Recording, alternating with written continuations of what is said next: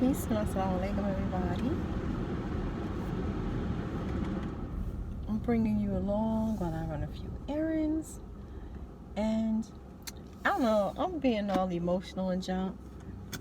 And kind of wanted to share a couple of things about gratefulness. My own gratefulness. So, hold up. I think I haven't been using this thing for 1,000 years. So, I'm just thinking, right? For even something as mundane as coming to the ATM machine, this is a privilege. And to be able to deposit money on top of that, it's a blessing and a privilege to me. Because, you know, I was talking to my daughter the other day. I got really sick at work the other day. And I didn't know why. I still don't. And come on now, all these daggone questions.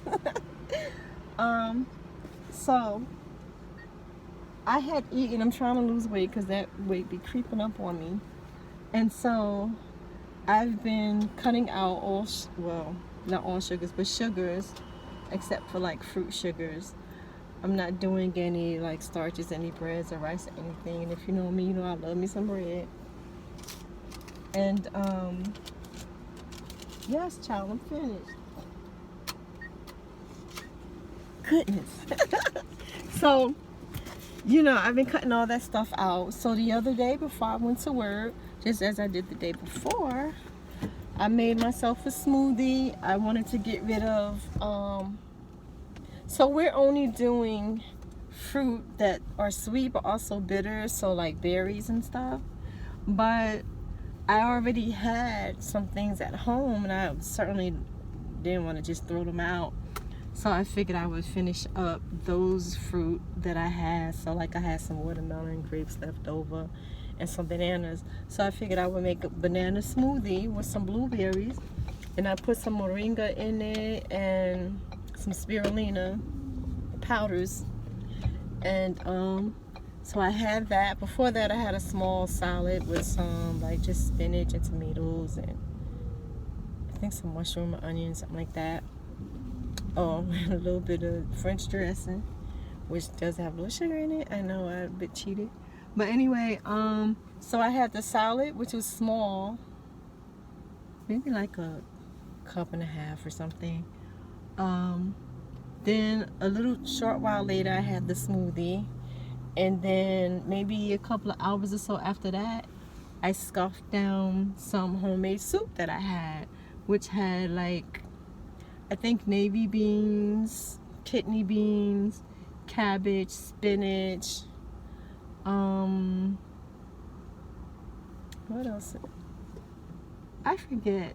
I think some like butternut squash. And you know, just dopeness because I'm the bomb with making soup. And so it was just really good, no problem. Ate all up.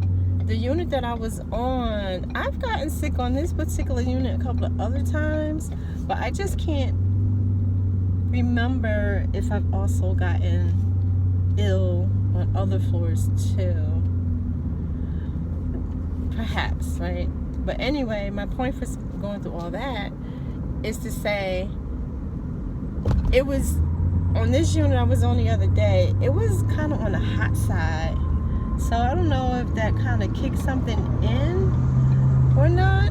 But nonetheless, when it first hit me, mind you, I just had this food earlier. I was not feeling hungry. But then all of a sudden it just hit me like bam. And it reminded me, I'm bringing it up, it reminded me of when I was a child and I would be so very hungry. I don't know if you've ever been hungry like this before, but you're so hungry and you feel like you could vomit because you're that hungry.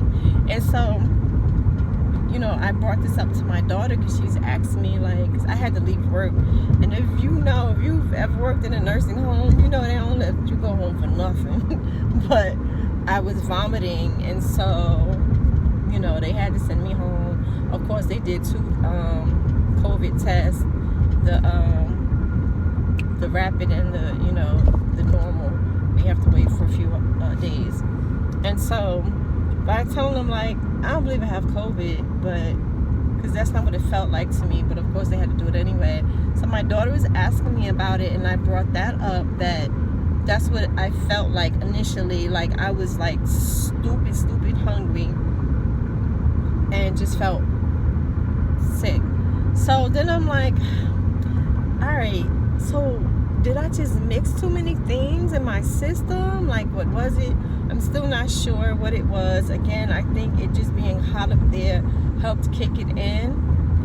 And but nonetheless, it got me thinking about how far I have come in life. And I'm gonna try to talk about this. I'm gonna try to be the thug I am. Leslie Jordan and me, we got that thug vibe, know what I mean?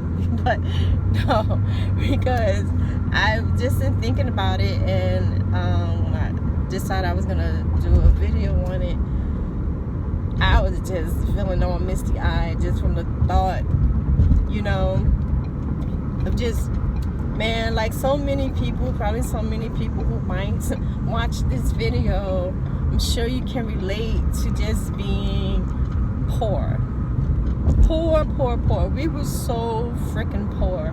And of course, my mom, you know, was on welfare. Again, probably like a lot of y'all probably were on welfare. And, you know, we would barely make it, man. I'm the eldest of 7. And so after me is my brother, who is 6 years younger than me. And then, like, after him, everybody was just like steps. Like, the next 2, well, we had one after, my mom had a child after him, my baby brother Kareem, who passed away as an infant. Like, he didn't even come home from the hospital. Then my mom had 2 children. Like, the next year, she had 2 children. The next year, one in January, one in December, and so on and so forth. And so they were, all the ones after that were steps. My mom died at 34, so she gave birth 9 times by the age of 34. And you know, we were poor, and so she was on welfare. She had to be on welfare to take care of all of us, you know. Let me say, I'm talking about back in the 70s and 80s, y'all. It's just not the reality and opportunities for women nowadays is nothing like it used to be. They just didn't have the opportunities that we do now, and certainly not, you know, African American women. So, you know, she did what she had to do in order to take care of her family, take care of her children. And yes, we did have a daddy in the household. All my siblings' father, he was there. He was my stepdad. He raised me as his child. But but we were just poor. Oh my God. And so the welfare checks would, you know, pay for the rent. And, you know, that's how I got into thrift stores, because Mom used to go to thrift stores to buy clothes and stuff for us. And then, of course, they would just pass down from kid to kid, from child to child. And then the food stamps, I swear to God, like the last at least week of every month, we'd be ass out. We would be so hungry. Oh my God. Like, I was telling my daughter, we would be so hungry that my hands, I remember I would tremble. There was this thing they used to call Chisholm Bop back in the day, and it was like a counting system educators came up with. So you would use your fingers, but you would like use them on a table or something. So like each finger would be 1. I'm trying to find a parking spot. Each finger would be 1, and then like the thumb would be like when you have to go to your tens, you would use your thumb or whatever. And I can remember my gauge for myself to see just how hungry I was, it was always me doing chisel bop, like laying on the bed, like so hungry. And to see how shaky my fingers were. I was a kid, it was dumb, I know, but I was a kid. But just to say, like, yo, my fingers, I would be so trembling from hunger. And I can't even, I mean, I can only imagine, oh, that is a dope palm tree. Ooh. Sorry, I'm at Lowe's. Sorry. I'm easily distracted, as you see. So yeah, I can only imagine what my mother must have felt like not being able to feed her children, you know?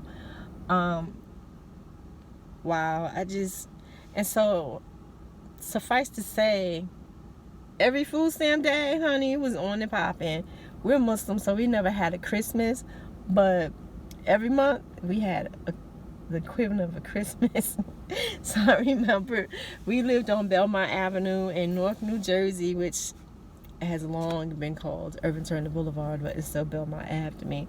But we lived on Belmont Avenue, right between Madison, like maybe 2 buildings in from Madison Avenue, for all y'all who are familiar. And so there was the Spanish store like across from us on Clinton Avenue, and it's still there. I just don't remember the name of it. I think it's called the Family something now, but that joint has been there forever. And so we used to go there after mommy come home with those food stamps, yo. So so I remember she'd send me to the store. See, I don't know if you can still do this. You probably can still do this. We used to be able to order like sandwich meat, like deli meat by the pound. So child, she would send me to the store for like $2 worth of beef bologna, $1 worth of cheese, some cheap white bread, because Wonder was expensive. So we would get like whatever cheap bread it was. It could be Tasty, it could be Wonder bread, whatever. She would buy us all sodas, so we would get like strawberry soda and all this kind of. It's so funny because I eat none of that stuff now, haven't for decades, but like the memory is like so dope. So we would like get sodas. My stepdad would get like Wise potato chips. Used to come in like the little turquoise blue bag. He would get that. He loved sour cream and onion potato chips. He would go pretzels, and he would always pour them all in like a little brown paper bag and shake them up. He'd have that. My mom used to love getting these sandwich cookies. They were like 6 or 8 to a pack, and they had like cream filling in the middle. So she would get the strawberry or the lemon or something. Good times, boy, good times. And so now when I think back on that, okay, I'm a G, get it together. So when I think about those times and see how far I've come on my own, not that I wanted to do it on my own, but my partners never turned out to be partners, so I had to do it on my own. And yeah, just to see how far I've come. So again, having the ability to deposit a check into the ATM, or owning a home, or wasting hundreds of dollars to get this damn garden to how I want it for this season. Just so many things. Having, you know, a new car. Well, ain't new anymore. It's like a 2017. But nonetheless, you know, having an education, having a career, you know, having, you know, well, I'm restarting a business now, but even just having those opportunities and capabilities is so crazy. Like, we used to be without lights all the time, gas. My stepdad would, I know a lot of y'all can relate to this too. My stepdad used to take.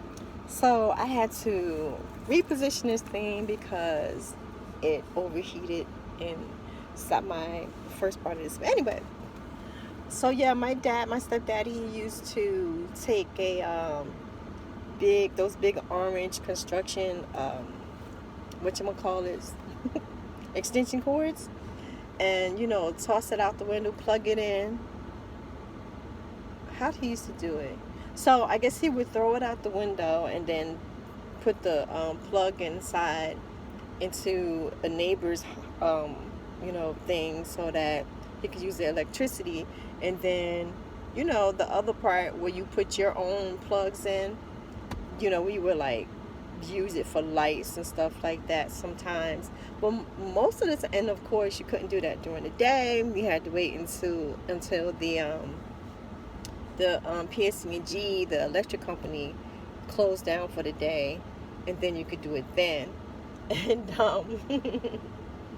eventually, let me tell you, you could find probably everything in the hood. Eventually, he would find somebody who would, go down there and do whatever they had to do to put the lights on illegally. But most of the time, we had to have candles and stuff, which is quite dangerous with a bunch of little children running around. But what you gonna do? But because to say that is to say my children know zero about being poor. Not poor like that.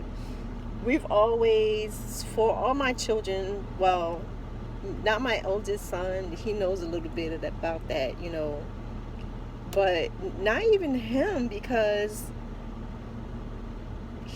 none of my children have ever been without electricity or gas or food, really. They've always been provided for. When they were really young, we owned, well, my ex-husband owned, I would more aptly say, restaurants that we all worked in. And or the children, they were around, they were there with me because I homeschooled them, everything. But they've always known about entrepreneurship. They've always known, when they were really tiny, again, only my eldest son will really remember this. When they were really tiny, we lived in apartments. But then as they started getting older, houses all the time. Even when I went through my divorce and relocated, moved to Pennsylvania, I was living under subsidized residence, however you say it. But even then, it was a house. It was a townhouse. So they really don't know anything different. Even when, I was, just grinding and struggling to come up because I had to start again from scratch at almost 40 years old, it never really touched them because, most time, unless you're going through hunger and stuff like that, you don't really know that you're poor when you're a kid, because you normally can still get most of what you need, and much of the time all the kids around you are in the same situation, so nobody really takes notice. But again, I've said before that I was able to get a house and all that kind of thing. So I'm so gosh darn grateful for my life. And it's all because of the will of the Creator, of course, but it's also because I put my best foot forward. And the truth is, I could have accomplished so much more. I have some lazy qualities. I do. Because I like just chilling whenever I can. But even with that, I'm just so grateful. I truly, truly am. And the flip side to that though is, again, I know a lot of y'all can relate to all this, what I'm saying. The flip side to that is when your kids come up and they don't know that hard life, they haven't really had to struggle for much, they just don't get it. And so I know it's the case with so many millennials and young folks today. They just take it for granted that they are supposed to have certain things. Or, you know, if you're trying to tell them like, no, no, no, go to school, go this direction, make sure you get this set up first, then you can like do all these other things. They don't get it. You know, if anybody, my eldest son, he tells them like, you know, y'all are bougie. You don't know what it is to live in an apartment. Y'all always had a backyard. That's this thing.